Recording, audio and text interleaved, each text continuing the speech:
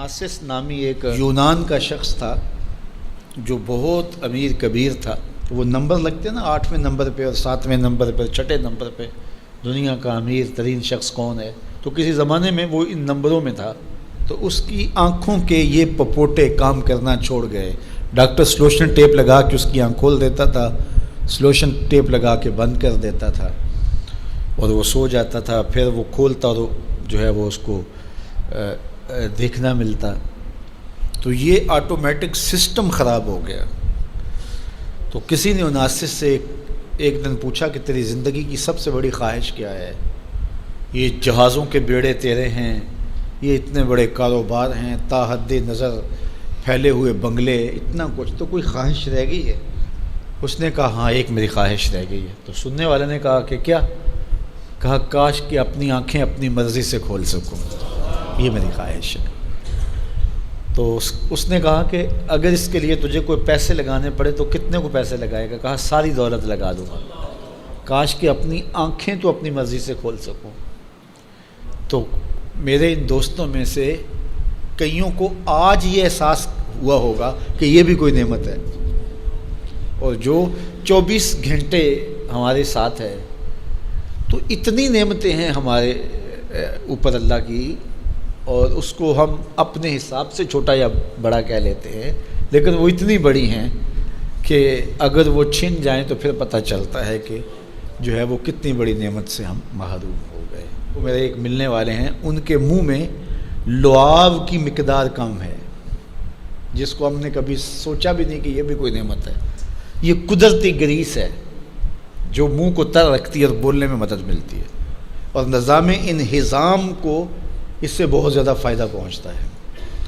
لیکن ان کا مسئلہ کیا ہے کہ مقدار کم ہے. تو اب وہ 5-7 منٹ نہیں بول سکتے, بولیں گے تو جو ہے وہ سارا منہ خشک ہو جائے گا.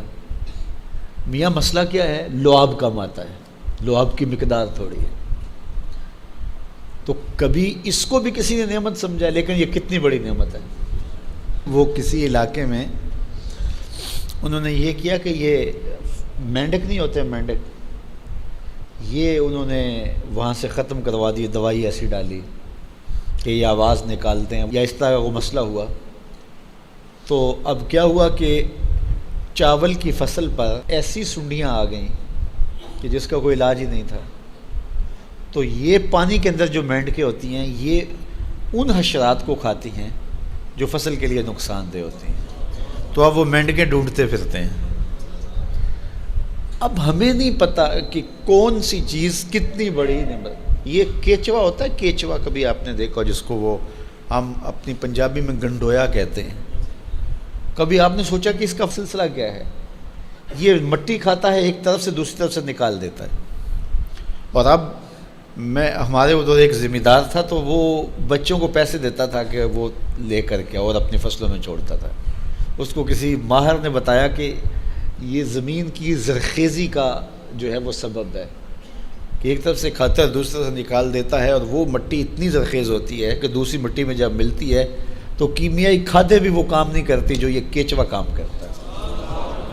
ہمیں پتہ ہی نہیں ہے کہ ہمارے اطراف میں اللہ نے کتنی نعمتیں ہمارے لیے پھیلائی ہوئی ہیں. تو اس لیے اس کا ایک نظام ہے. یہ دنیا کچھ نہیں ہے, اللہ کے قبضے میں سب کچھ. تو سب سے بڑی بات یہ ہے کہ اللہ آپ کو خیر کی راہ عطا کر دے. بس بعض کا جو دنیا کی دولتیں دی جاتی ہیں یہ آزمائش ہوتی ہیں, یہ آزمائش ہوتی ہیں.